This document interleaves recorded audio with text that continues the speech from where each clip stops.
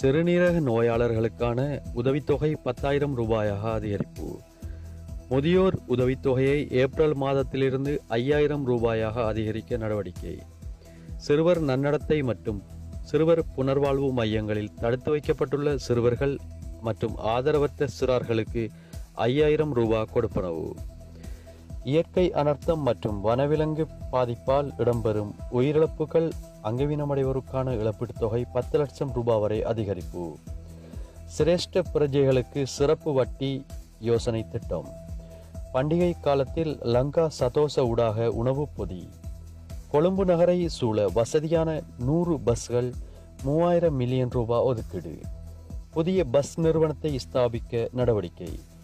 ரயில் பெட்டிகளை மறுசீரமைக்க 500 மில்லியன் ரூபாய்.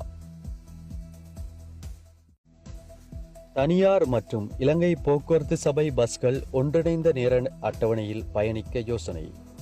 போதையற்ற சமூகத்தை கட்டியெழுப்ப 500 மில்லியன் ரூபாய். ஸ்ரீலங்கன் ஏர்லைன்ஸ் நிறுவனத்திற்கு நாளாந்த நடவடிக்கைகளுக்காக திரைசேரியிலிருந்து நிதி ஒதுக்கப்பட மாட்டாது. கிராமங்களில் வீதி அபிவிருத்திக்காக 3000 மில்லியன் ரூபாய். வடமாகாணத்தில் கிராம வீதிகள் மற்றும் பாலங்களின் அபிவிருத்திக்காக 5000 மில்லியன் ரூபாய். பெருந்தோட்ட வீடமைப்பு மற்றும் உட்கட்டமைப்பு அபிவிருத்திக்காக 4267 மில்லியன் ரூபாய் ஒதுக்கீடு.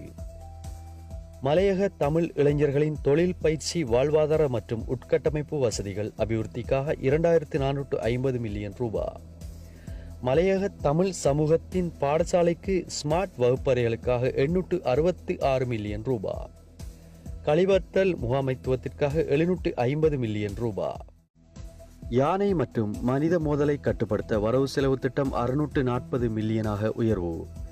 இலங்கையர் நாள் தேசிய வைபவத்தை நடத்த யோசனை. அதற்காக 300 மில்லியன் ரூபாய் ஒதுக்கீடு.